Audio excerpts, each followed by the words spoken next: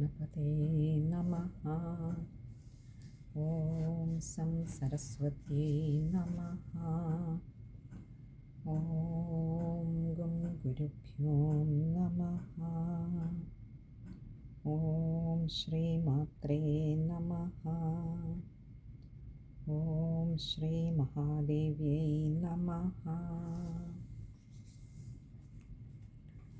എല്ലാ ശാക്തേയ ഭക്തർക്കും നമസ്കാരം.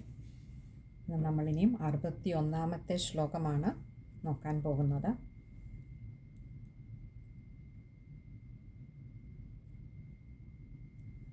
പഞ്ചപ്രേതാസനാസീന പഞ്ചബ്രഹ്മസ്വരൂപിണീ ചിന്മയീ പരമാനന്ദ വിജ്ഞാനഘനരൂപിണീ. പഞ്ചപ്രേതാസനാസീന, പഞ്ചപ്രേതങ്ങളെ ആസനമാക്കിയിരിക്കുന്നവൾ.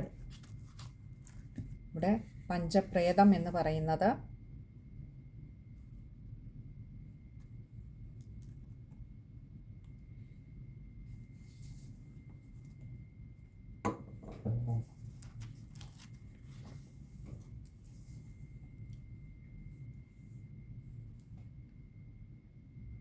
ബ്രഹ്മാവ്, വിഷ്ണു, രുദ്രൻ, ഈശ്വരൻ, സദാശിവൻ എന്നിവരാണ് പഞ്ചപ്രേതങ്ങളായിട്ട് അറിയപ്പെടുന്നത്.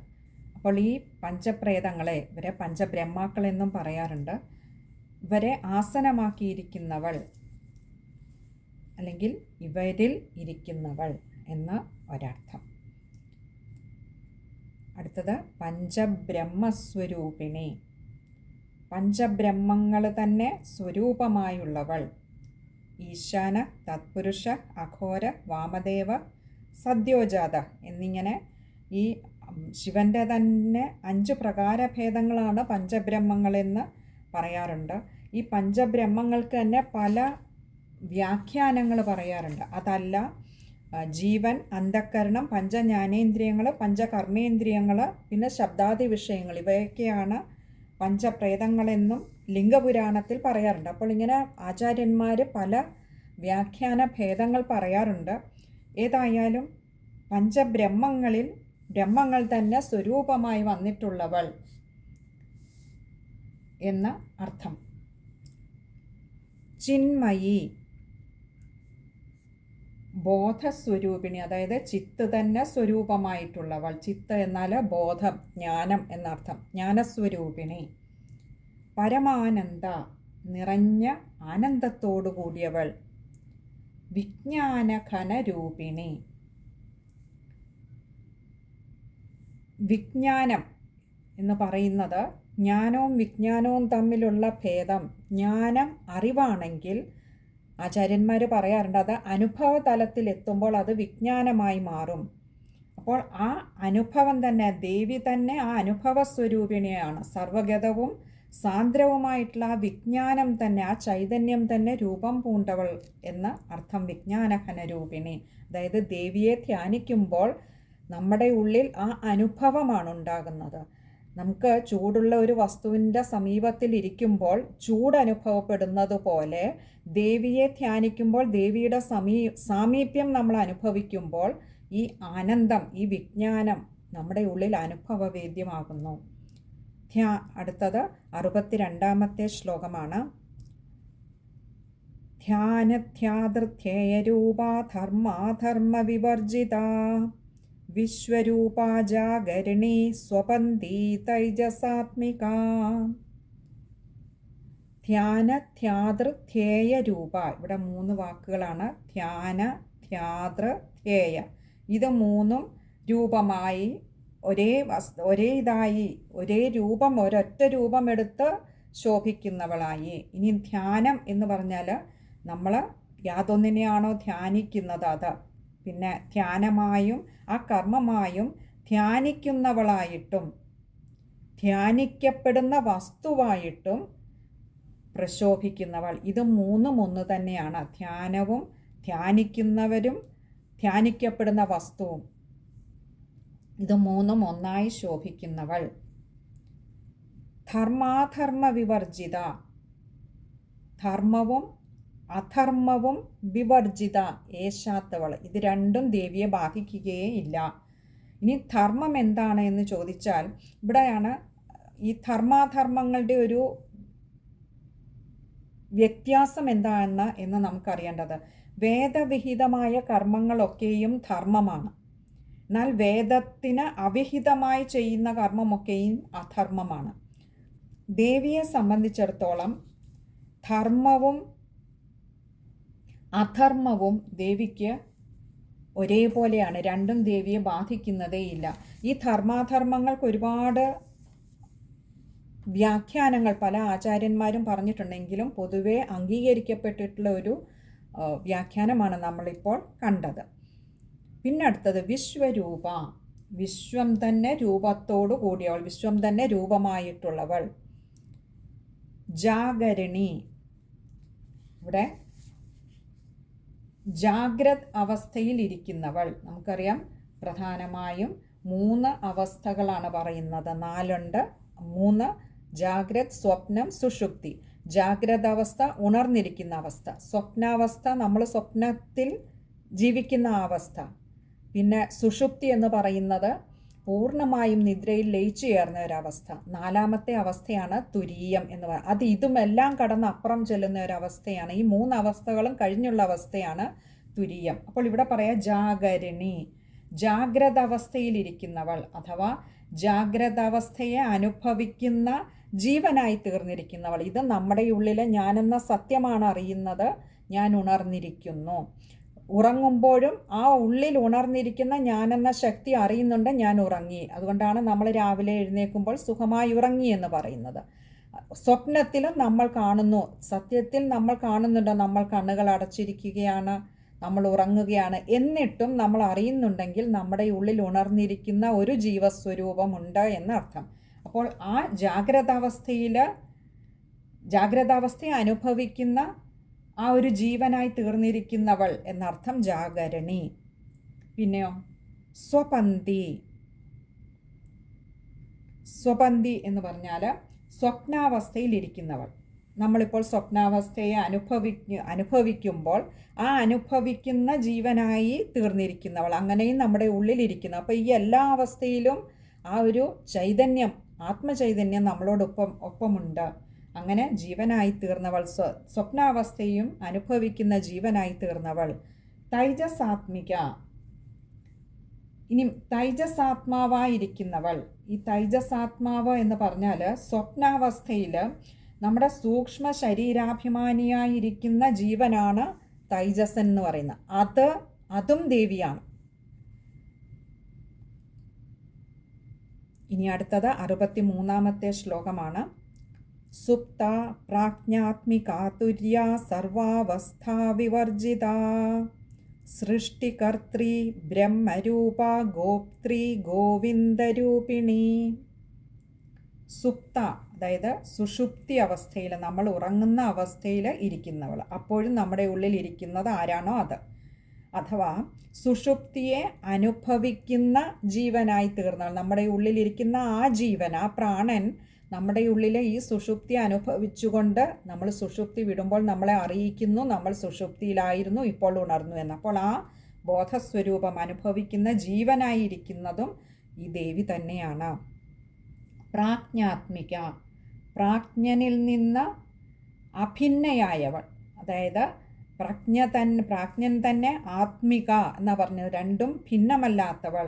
അതായത് നമ്മുടെ സുപ്താവസ്ഥയിലുള്ള, നമ്മൾ സുഷുപ്തി അവസ്ഥയിലിരിക്കുന്ന ജീവനെയാണ് പ്രാജ്ഞൻ എന്ന് പറയുന്നത്. അപ്പോൾ ആ പ്രാജ്ഞനും ദേവിയും രണ്ടല്ല എന്നർത്ഥം. നമ്മൾ മുമ്പേ പറഞ്ഞു, സ്വപ്നാവസ്ഥയിൽ തൈജസൻ എന്ന് പറയുന്ന സൂക്ഷ്മ അവസ്ഥയിൽ ജീവനായിരിക്കുന്നു, ഉറങ്ങുന്ന അവസ്ഥയിൽ പ്രാജ്ഞൻ എന്ന് പറയുന്ന ജീവനായിരിക്കുന്നു. ഇത് രണ്ടും ദേവി തന്നെയാണ്. ഇനി അടുത്തത് പറയാം തുരീയാവസ്ഥയോട് കൂടിയവൾ, അതായത് 4ാമത്തെ അവസ്ഥയെയും പ്രാപിച്ചവൾ. ഈ 3 അവസ്ഥയും കടന്ന് 4ാമത്തെ അവസ്ഥയിലെത്തി നിൽക്കുന്നതും അമ്മ തന്നെയാണ്. നമ്മളെ അവിടെ ചെല്ലുമ്പോൾ മാത്രമാണ് നമ്മളത് അറിയുന്നത് എന്ന് മാത്രം. ജാഗ്രതും സ്വപ്നവും സുഷുപ്തിയും നമ്മൾ ഈ ശരീരത്തിൽ ഇരിക്കുമ്പോൾ തന്നെ അനുഭവിച്ചറിയുന്നുണ്ടെങ്കിൽ ഈ ശരീരബോധം വെടിഞ്ഞ് ഈ 3 അവസ്ഥകളും കടന്നു ചെല്ലുമ്പോൾ മാത്രമേ തുരീയ അവസ്ഥ അനുഭവവേദ്യമാകുന്നുള്ളൂ. അടുത്തത് സർവാവസ്ഥാ വിവർജിത, എല്ലാ അവസ്ഥകളും പിന്നിട്ടവൾ. നമ്മൾ ഈ പറഞ്ഞ 4 അവസ്ഥകൾക്കും അതീതയാണ്, പിന്നിട്ടവളാണ് ദേവി. സൃഷ്ടികർत्री, സൃഷ്ടിക്ക് മുഴുവൻ കർത്താവായിട്ടുള്ളവൾ. അതായത് യാതൊന്നിൽ നിന്നാണോ സൃഷ്ടി നടക്കുന്നത്, അല്ലെങ്കിൽ എവിടെയാണോ പ്രപഞ്ച സൃഷ്ടി നടക്കുന്നത്, ആ ശക്തി. ബ്രഹ്മരൂപ, ബ്രഹ്മാവിൻ്റെ രൂപത്തോടു കൂടിയവൾ. അതായത് സൃഷ്ടി നടത്തുന്നതിന് ദേവി തന്നെയാണ് രജോഗുണപ്രധാനനായിട്ടുള്ള ബ്രഹ്മാവിൻ്റെ രൂപം സ്വീകരിച്ചു വരുന്നത്. അപ്പോൾ അങ്ങനെ ബ്രഹ്മാവിൻ്റെ രൂപം സ്വീകരിച്ചവൾ, ധരിച്ചിരിക്കുന്നവൾ. ഗോപ്ത്രി, ഗോപന ശീലമുള്ളവളെയാണ് ഗോപ്ത്രി എന്ന് പറയുന്നത്. ഗോപനം എന്ന് പറഞ്ഞാൽ രക്ഷണം, അഥവാ അതിന് മറ്റൊരർത്ഥം പറയാറുണ്ട് മറയ്ക്കുന്നവൾ എന്നും പറയാറുണ്ട് ഗോപ്ത്രി എന്നുള്ളതിന്. അങ്ങനെ വരുമ്പോൾ പ്രപഞ്ചത്തിൻ്റെ ഈ ഒരു പാരമാർത്ഥിക സത്തയെ മറച്ചു പിടിച്ചുകൊണ്ട് നമ്മളെ ഇന്ന് ഈ മായയിൽ ഭ്രമിപ്പിക്കുന്ന, ഈ നാമരൂപാത്മകമായിട്ടുള്ള ഭ്രമത്തെ ജനിപ്പിക്കുന്ന മഹാമായയും ദേവി തന്നെ എന്നർത്ഥം. അപ്പോൾ ആ മായയുടെ സ്വഭാവമാണ് ഈ ഗോപ്ത്രി എന്ന നാമം കൊണ്ട് വിശേഷിപ്പിക്കുന്നത്. രക്ഷിക്കുന്നവളും ദേവി തന്നെ. ഗോപനം എന്ന് പറഞ്ഞാൽ രക്ഷണമെന്നും അർത്ഥമുണ്ട്. ഗോവിന്ദരൂപിണി, ഗോവിന്ദരൂപം ധരിച്ചവള്. അതായത് പ്രപഞ്ച പരിപാലനത്തിനായിട്ട് വിഷ്ണുവിൻ്റെ രൂപം ധരിച്ചു വന്നതും ദേവി തന്നെയാണ്. ഇനി അടുത്തത് 64-ാമത്തെ ശ്ലോകമാണ്. സംഹാരിണി രുദ്രരൂപാ തിരോധാനകരീശ്വരീ സദാശിവാനുഗ്രഹത പഞ്ചകൃത്യപരായണ. സംഹാരിണി, പ്രപഞ്ചത്തിൻ്റെ കർത്താവായവൾ. അപ്പോൾ സൃഷ്ടി നടത്തുന്നതും ദേവിയാണ്. അതിന് രജോഗുണ പ്രധാനമായിട്ടുള്ള ബ്രഹ്മാവിൻ്റെ രൂപം സ്വീകരിക്കുന്നുവെങ്കിൽ നമ്മളെ രക്ഷിച്ചു പോകുന്നത് വിഷ്ണുവിൻ്റെ രൂപം, ഗോവിന്ദരൂപം എടുത്തു വരുന്നത്, സാത്വിക പ്രധാനമായിട്ടുള്ള ഗോവിന്ദരൂപം എടുത്തു വരുന്നതും ദേവിയാണ്, ജഗന്മാതാവാണ്. അതേപോലെ സംഹാരിണിയായിട്ട് തമോ ഗുണപ്രധാനമായിട്ടുള്ള സംഹാരരൂപം സ്വീകരിക്കുന്നതും ദേവി തന്നെയാണ്. രുദ്രരൂപ, അതായത് ഈ പ്രപഞ്ച സംഹാരത്തിനായിട്ട് തമോ ഗുണപ്രധാനനായിട്ടുള്ള രുദ്രൻ്റെ രൂപം സ്വീകരിച്ചവളും രുദ്രരൂപത്തിലുള്ളവളും ദേവി തന്നെയാണ്. തിരോധാനകരീശ്വരി, തിരോധാനകരി ഈശ്വരി, ഇങ്ങനെ 2 വാക്കുകൾ അവിടെ വരുന്നുണ്ട്. തിരോധാനകരി എന്ന് പറഞ്ഞാൽ എല്ലാ വസ്തുക്കളെയും തിരോധാനം ചെയ്യിക്കുന്നവൾ അഥവാ അപ്രത്യക്ഷമാക്കുന്നവൾ എന്ന് പറഞ്ഞാൽ ഇപ്പോൾ കാണുന്ന ഈ വസ്തുക്കളെ നാളെ നമ്മൾ കാണാതെ പോകുന്നതും ആ ദേവിയുടെ വൈഭവം കൊണ്ടാണ്. ഈശ്വരി എന്ന് പറഞ്ഞാൽ ഈ പറഞ്ഞ, നമ്മളിപ്പോൾ പറഞ്ഞ ഈ തിരോധാനത്തെ ചെയ്യുന്ന ആ ഈശ്വരി അഥവാ എല്ലാത്തിനെയും കാത്തുപുലർത്തുന്നവൾ എന്ന അർത്ഥത്തിലും ഈശ്വരി എന്ന് പറയാറുണ്ട്. തിരോധാനം ചെയ്യിക്കുന്നവൾ എന്ന അർത്ഥത്തിലും ഈശ്വരി എന്ന് പറയാറുണ്ട്. അതാണ് നമ്മൾ ആദ്യമേ പറഞ്ഞിരുന്നു, ലളിതാ സഹസ്രനാമത്തിലെ പല വാക്കുകൾക്കും ചിലപ്പോൾ വിരോധാഭാസം എന്ന് തോന്നാവുന്ന വിധത്തിലുള്ള വ്യാഖ്യാനങ്ങളും വരാറുണ്ട്. ഇത് രണ്ടും നമ്മൾ സൂക്ഷ്മമായി പരിശോധിച്ചാൽ ജഗദംബിക തന്നെയാണ് ചെയ്യുന്നത്. തിരോധാനത്തെ ചെയ്യുന്നതും കാത്തുപുലർത്തുന്നവളും ദേവിയാണ് എന്നർത്ഥം.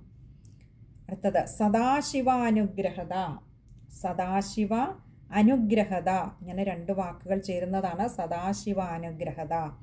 സദാശിവ എന്ന് പറഞ്ഞാൽ സദാശിവസ്വരൂപിണിയായിട്ടുള്ളവൾ. ശിവം എന്ന് പറഞ്ഞാൽ മംഗളം. അപ്പോൾ സദാ മംഗളസ്വരൂപിണിയായി അല്ലെങ്കിൽ മംഗളത്തെ പ്രദാനം ചെയ്യുന്ന ദേവിയായി ഇരിക്കുന്നതും അമ്മ തന്നെയാണ്. അനുഗ്രഹത, അനുഗ്രഹത്തെ ചെയ്യുന്നവൾ. ദ എന്ന് പറയുന്ന എപ്പോഴും കൊടുക്കുന്നവൾ, അനുഗ്രഹത്തെ കൊടുക്കുന്നവൾ. കാമത, വരത, വരത്തെ കൊടുക്കുന്നവൾ, കാമത്തെ ആഗ്രഹങ്ങൾ സാധിച്ചു കൊടുക്കുന്നവൾ. അപ്പോൾ അനുഗ്രഹത, അനുഗ്രഹത്തെ കൊടുക്കുന്നവൾ, അനുഗ്രഹത്തെ ചെയ്യുന്നവൾ, ഭക്തരെ അനുഗ്രഹിക്കുന്നവൾ. പഞ്ചകൃത്യപരായണ, പരായണ എന്ന് പറഞ്ഞാൽ തൽപരയായവൾ, പഞ്ചകൃത്യങ്ങളിൽ തൽപരയായവൾ.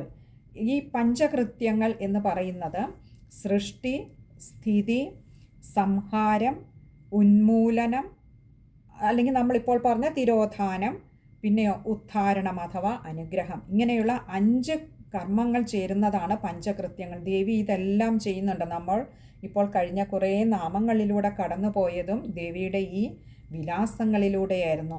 അനുഗ്രഹം ചെയ്യുന്നുണ്ട്, തിരോധാനം ചെയ്യുന്നുണ്ട്, ഉന്മൂലനം ചെയ്യുന്നുണ്ട്, സൃഷ്ടി സ്ഥിതി സംഹാരമെല്ലാം ദേവി ചെയ്യുന്നുണ്ട്. ഇനി അടുത്തത് 65-ാമത്തെ ശ്ലോകമാണ്. ഭാനുമണ്ഡല മധ്യസ്ഥാ ഭൈരവീ ഭഗമാലിനി പത്മാസനാ ഭഗവതി പത്മനാഭ സഹോദരീ. ഭാനുമണ്ഡല മധ്യസ്ഥ. ഭാനു എന്ന് പറഞ്ഞാൽ സൂര്യൻ. ഭാനുമണ്ഡലം സൂര്യമണ്ഡലത്തിൻ്റെ മധ്യസ്ഥ, മധ്യത്തിൽ സ്ഥിതി ചെയ്യുന്നവൾ. ഭൈരവി. ഭൈരവി എന്ന് പറഞ്ഞാൽ ഭൈരവൻ്റെ പത്നി. ഭൈരവൻ എന്ന് പറയുന്നത് ശിവനാണ്. ശിവൻ്റെ പത്നിയായിട്ടുള്ളവൾ. ഭഗമാലിനി.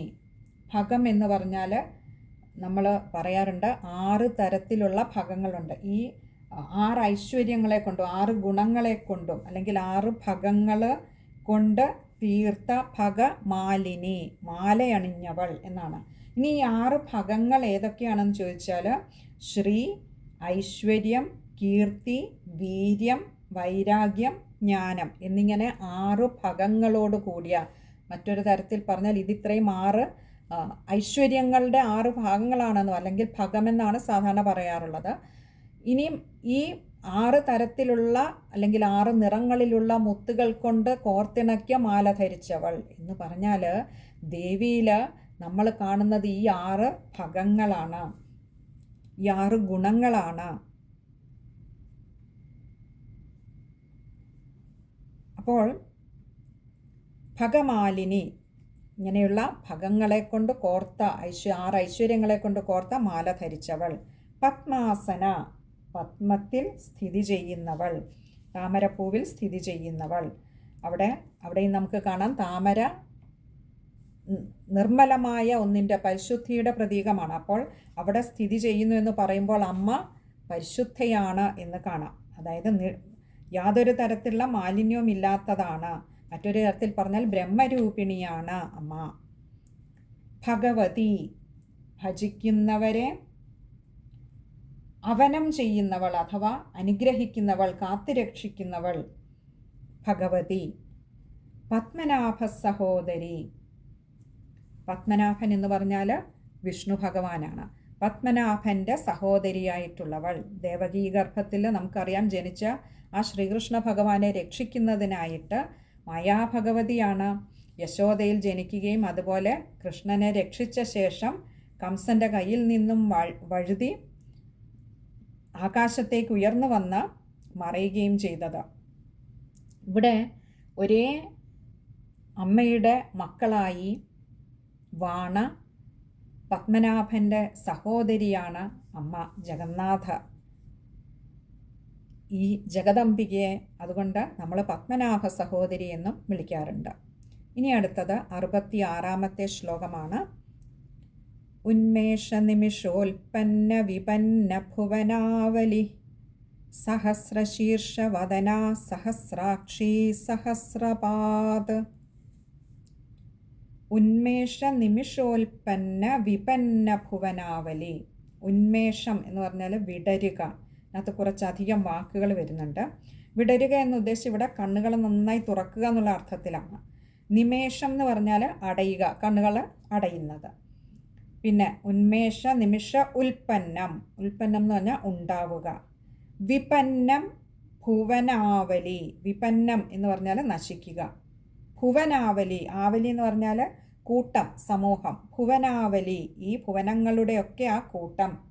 അപ്പോൾ ഇവിടെ പറയുകയാണ് കണ്ണ് തുറന്നുകൊണ്ട് സൃഷ്ടിക്കുകയും കണ്ണടയ്ക്കുക കൊണ്ട് സംഹരിക്കുകയും ചെയ്യുന്ന ലോകങ്ങളുടെ സമാഹാരത്തോടു കൂടിയവൾ. ദേവിയുടെ ഒരു കണ്ണ് തുറക്കുകയും അടയ്ക്കുകയും ചെയ്യുമ്പോഴേക്കും ഈ പ്രപഞ്ചത്തിൻ്റെ, ഈ ലോകത്തിൻ്റെ സൃഷ്ടിയും സംഹാരവും കഴിഞ്ഞിരിക്കും. അപ്പോൾ അങ്ങനെയുള്ള ഉന്മേഷ നിമിഷോൽപ്പന്ന വിപന്ന ഭുവനാവലി. ഇവിടെ വിസർഗമുണ്ട്, അതുകൊണ്ട് പകുതി ഹകാരത്തിൽ വായിച്ചു നിർത്താൻ ശ്രമിക്കുക. അടുത്ത അമ്മയുടെ നാമം സഹസ്രശീർഷവദന. സഹസ്രം 1000, ശീർഷം ശിരസ്, വദനം മുഖം. അപ്പോൾ 1000 ശിരസ്സുകളും വദനങ്ങളും മുഖങ്ങളും ഉള്ളവൾ, ശീർഷങ്ങളും വദനങ്ങളും ഉള്ളവൾ എന്നർത്ഥം. സഹസ്രാക്ഷി, അക്ഷി എന്നാൽ കണ്ണുകൾ, സഹസ്രാക്ഷി 1000 കണ്ണുകൾ ഉള്ളവൾ. സഹസ്രപാദ 1000 പാദങ്ങളോട് കൂടിയവൾ. ഇനി അടുത്തത് 67ാമത്തെ ശ്ലോകമാണ്. അപ്പോൾ തൊട്ടു മുൻപുള്ള ശ്ലോകത്തിൽ തന്നെ അമ്മയുടെ ആ ഒരു അവാച്യമായിട്ടുള്ള അനിർവചനീയമായിട്ടുള്ള രൂപത്തെ ഏകദേശം വ്യക്തമാക്കി നമുക്ക് തന്നു കഴിഞ്ഞിരിക്കുന്നു.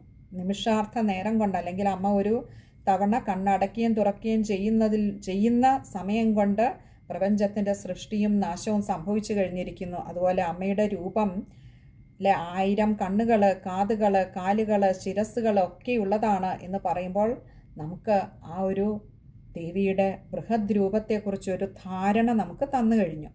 ഇനി അടുത്ത 67ാമത്തെ ശ്ലോകം.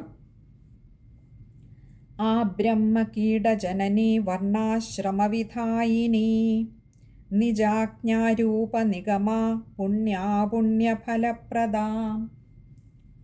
ആ ബ്രഹ്മകീടജനനി, ബ്രഹ്മാവ് മുതൽ കൃമികൾ വരെയുള്ള സർവജീവജാലങ്ങൾക്കും ജനനി, അമ്മയായവൾ, സൃഷ്ടികർത്താവായവൾ. വർണ്ണാശ്രമ വിധായിനി, വർണ്ണാശ്രമങ്ങളെ വിധിച്ചവൾ. വർണ്ണം എന്ന് പറയുമ്പോൾ നമുക്കറിയാം ബ്രാഹ്മണൻ, ക്ഷത്രിയൻ, വൈശ്യൻ, ശൂദ്രൻ, ഇങ്ങനെ 4 തരത്തിലുള്ള വർണ്ണങ്ങളാണുള്ളത്. അതൊരിക്കലും ജനിച്ച കുലത്തിൻ്റെ അടിസ്ഥാനത്തിലല്ല. സത്വഗുണം മാത്രമുള്ളവർ, അല്ലെങ്കിൽ അത് അധികരിച്ച് നിൽക്കുന്നവരെയാണ് സാധാരണ ബ്രാഹ്മണൻ എന്ന് പറയുന്നത്. അത് ഏത് കുലത്തിൽ ജനിച്ചാലും ആ സത്വഗുണം കൂടിയിരിക്കുന്നവരെ ബ്രാഹ്മണർ എന്നാണ് പറയുക. പിന്നെ അതേപോലെ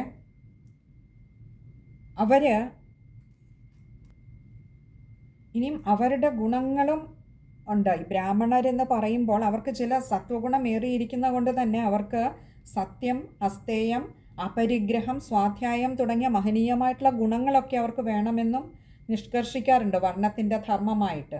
ഈ സത്വഗുണം കുറച്ച് കുറഞ്ഞ് രജോ ഗുണം കൂടുതലുള്ളവരെയാണ് ക്ഷത്രിയരെന്ന് പറയുന്നത്. അവരെ സംബന്ധിച്ചിടത്തോളം അവർ പൊതുവെ യോദ്ധാക്കളായിരിക്കും. ഇനി അവർ സത്യവും ധർമ്മവും പൗരുഷവും അതുപോലെ തന്നെ അവർക്ക് അനീതിയോട് വല്ലാത്ത അമർഷവും ഉള്ളവരാണ് ഈ ക്ഷത്രിയരെന്ന് പറയുന്നത്.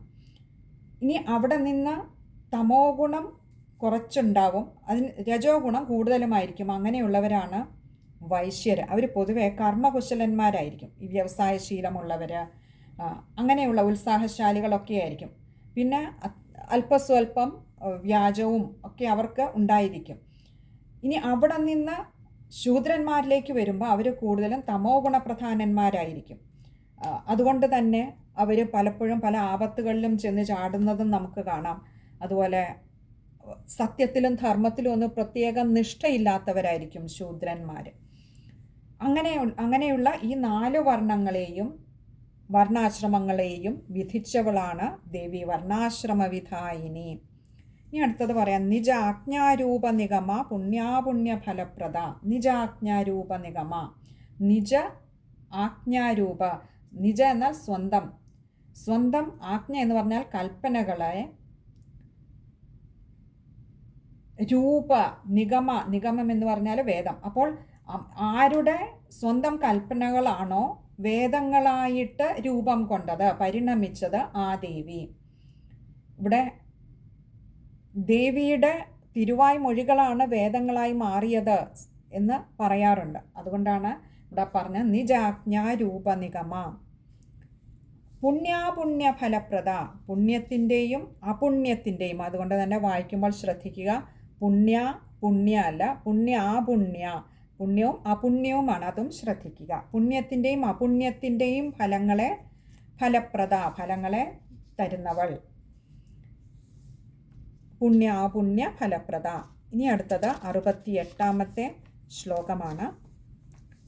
ശ്രുതി സീമന്ത സിന്ദൂരീകൃത പാദാബ്ജധൂളിക സകലാഗമ സന്തോഹ ശുക്തി സമ്പുടമൗക്തിക.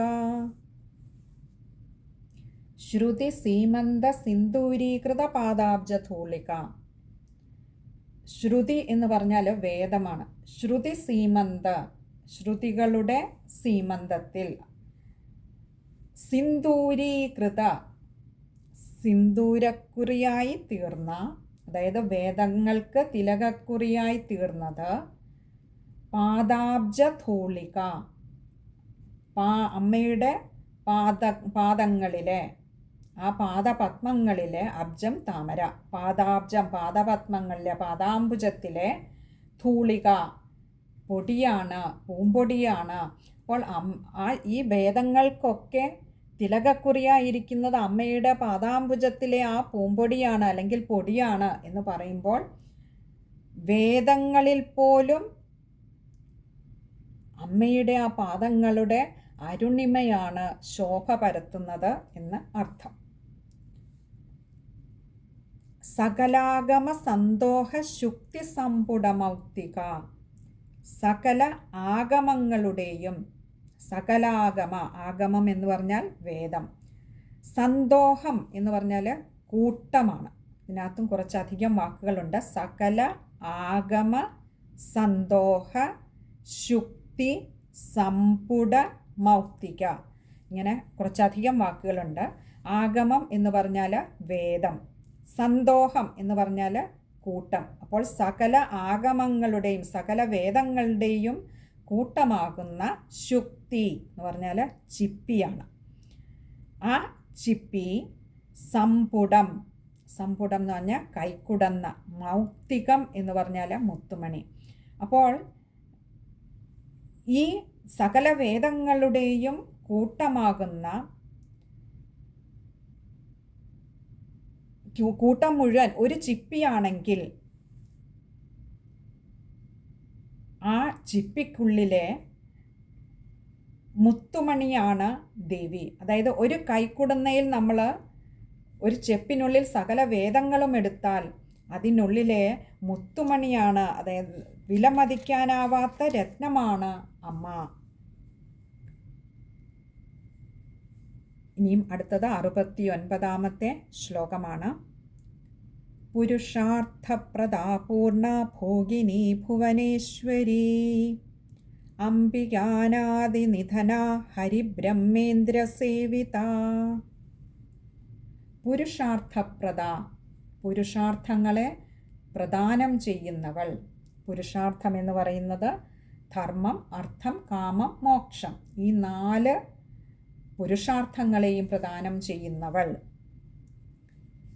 പൂർണ്ണ എന്ന് പറഞ്ഞാൽ അമ്മ എന്നും പൂർണ്ണയാണ്. അത് അമ്മയ്ക്കൊരിക്കലും ക്ഷയമോ വൃദ്ധിയോ ഇല്ല. അവിടെ നിന്നൊരു അഭിവൃദ്ധി അല്ലെങ്കിൽ ഒരു ക്ഷയം അമ്മയ്ക്കില്ല. അപ്പോൾ ക്ഷയവൃദ്ധികളില്ലാതെ സദാ പൂർണ്ണയായിരിക്കുന്നവൾ. ഭോഗിനി, ഭോഗവസ്തുക്കളെ മുഴുവൻ അനുഭവിക്കുന്നവൾ എന്ന് പറഞ്ഞാൽ സർവ ജീവരാശികളിൽ കൂടിയും ഭോഗവസ്തുക്കളെ അനുഭവിക്കുന്നത് ദേവിയാണ് എന്നാണ് ഇതിൻ്റെ താല്പര്യം. നമ്മൾ മുമ്പേ കണ്ടിരുന്നു, എല്ലാ അവസ്ഥയിലും ജാഗ്രത, സ്വപ്ന, സുഷുപ്തി അവസ്ഥകളിലെല്ലാം അമ്മയാണ് ജീവനായിരുന്ന് അനുഭവിക്കുന്നത് എന്ന് പറഞ്ഞു. അപ്പോൾ സർവ ഭോഗങ്ങളെയും അനുഭവിക്കുന്നവൾ ഭോഗിനി. ഭുവനേശ്വരി, ഈ 3 ഭുവനങ്ങളുടെയും ഈശ്വരിയായിട്ടുള്ളവൾ. മറ്റൊരു തരത്തിൽ ഈശ്വരി എന്നാൽ രക്ഷക എന്നർത്ഥം. അപ്പോൾ ഈ ത്രിഭുവനങ്ങളുടെയും അല്ലെങ്കിൽ 14 ലോകങ്ങൾക്കും സംരക്ഷകയായിട്ടുള്ളവൾ. ഇനി അംബികാനാദിനിധന. ഇവിടെ അംബിക, അനാദിനിധന, 2 വാക്കുകളുണ്ട് അവിടെ. അംബികാനാദിനിധന. അംബിക എന്ന് പറഞ്ഞാൽ സരസ്വതി ദേവി അല്ലെങ്കിൽ ഭൂമി, നീതു അല്ലെങ്കിൽ ലോകമാതാവ്, ഇങ്ങനെ പലതരത്തിലുള്ള അർത്ഥങ്ങൾ അതിന് പറയാറുണ്ട്. അതായത് തൻ്റെ ആ ഇച്ഛാജ്ഞാന ക്രിയാശക്തി സ്വരൂപിണിയായിട്ടുള്ള ജഗന്മാതാവ് ഇതെല്ലാം സൃഷ്ടിച്ചത് കൊണ്ട് തന്നെ ഇവയ്ക്കെല്ലാം, ഈ ലോകത്തിന് തന്നെ മാതാവായി വർത്തിക്കുന്നു. അനാദിനിധന. നിധനം എന്ന് പറഞ്ഞാൽ അതിനൊരു അവസാനം, അന്തം എന്നുള്ളത്. അനാദി, ആദിയില്ലാത്തവൾ. അപ്പോൾ ആദിയും അന്തവും ഇല്ലാത്തവൾ അനാദിനിധന. ഹരിബ്രഹ്മേന്ദ്ര സേവിത. ഹരി എന്നാൽ വിഷ്ണു, ബ്രഹ്മാവ് ഇന്ദ്രന്. വിഷ്ണു, ബ്രഹ്മാവ്, ഇന്ദ്രൻ എന്നിവരാൽ സേവിത, പരിസേവിക്കപ്പെടുന്നവൾ. ഇനി അടുത്തത് 70ാമത്തെ ശ്ലോകമാണ്. നാരായണീ നാദരൂപ നാമരൂപ വിവർജിത ഹ്രീങ്കാരി ഹ്രീമതി ഹൃദ്യ ഹേയോപാദേയവർജിത. നാരായണി, നാരായണി എന്ന് പറഞ്ഞാൽ നാരായണൻ്റെ ശരിക്കും പറഞ്ഞാൽ സ്ത്രീലിംഗ ശബ്ദമാണ് നാരായണി. അതായത് നാരം എന്ന് പറഞ്ഞാൽ ജലമാണ്. നാരായണി അയനം മാർഗം. അപ്പോൾ നാരത്തെ അല്ലെങ്കിൽ ജലത്തിൽ അധിവസിക്കുന്നവൾ എന്നുണ്ട്. പത്മനാഭ സഹോദരി എന്ന അർത്ഥത്തിലും നാരായണി എന്ന പദം അമ്മയ്ക്ക് തീർത്തും അനുയോജ്യമാണ്. നാദരൂപ, നാദം എന്നാൽ ശബ്ദം, ശബ്ദരൂപമായി വർത്തിക്കുന്നത് അമ്മയാണ്. നാമരൂപ വിവർജിത, നാമവും രൂപവും വിവർജിത, ഇല്ലാത്തവൾ. കാരണം ഇവിടെ നമ്മൾ സകളമൂർത്തിയായി കാണുമ്പോഴാണ് നാമവും രൂപവും വരുന്നത്. നമ്മൾ കണ്ടിരുന്നു, സർവവ്യാപിയായിട്ടുള്ള ഒന്നിനെ നമ്മുടെ മനസ്സിൽ സങ്കല്പിക്കുവാൻ വേണ്ടി മാത്രമാണ് നിഷ്കളമൂർത്തിയായിട്ടുള്ള ഒന്നിനെ നമ്മൾ സകളമൂർത്തിയായി കാണുന്നത്. അതായത് നാമവും രൂപം നൽകി അതിനെ ഉപാസിക്കുവാൻ വേണ്ടി മാത്രമാണ് രൂപങ്ങൾ കൊടുക്കുന്നത്.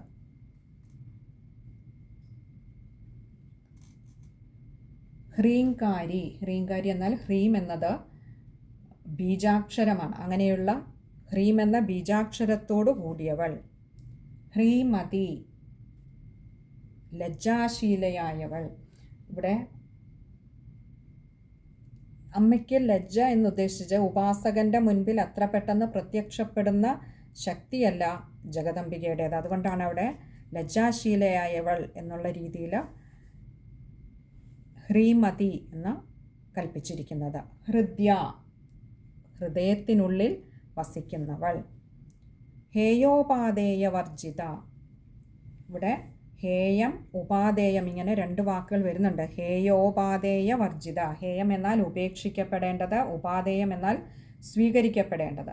അപ്പോൾ ഉപേക്ഷിക്കപ്പെടേണ്ടതായിട്ടുള്ളതും സ്വീകരിക്കപ്പെടേണ്ടതായിട്ടുള്ളതും അങ്ങനെ ഒരു ഭേദം വർജിത, ഇല്ലാത്തവൾ. അതായത് വിധി നിഷേധങ്ങളും വ്യാജ്യഗ്രാഹ്യങ്ങളും ഒന്നും തന്നെയും ഇല്ലാത്തവളാണ് ജഗദംബിക. അപ്പോൾ ഹേയം ഉപാദേയം ആ വാക്ക് ശ്രദ്ധിച്ച് വായിക്കേണ്ടതാണ്. ഇനി അടുത്തത് 71ാമത്തെ ശ്ലോകമാണ്. അമ്മ അനുഗ്രഹിച്ചാൽ അടുത്ത സത്സംഗത്തിൽ അത് കാണാമെന്ന് കരുതുന്നു. ഇത്ര നേരവും അമ്മ പറയിപ്പിച്ച ഓരോ വാക്കും ജഗദംബികയുടെ പാദപത്മങ്ങൾ സമർപ്പിച്ചു കൊള്ളട്ടെ, അർച്ചനാപുഷ്പങ്ങളായിട്ട് സ്വീകരിക്കണമേ എന്ന അപേക്ഷയോടുകൂടി സർവത്ര ദേവീ നാമസങ്കീർത്തനം. ശ്രീ മഹാദേവ്യൈ നമഃ.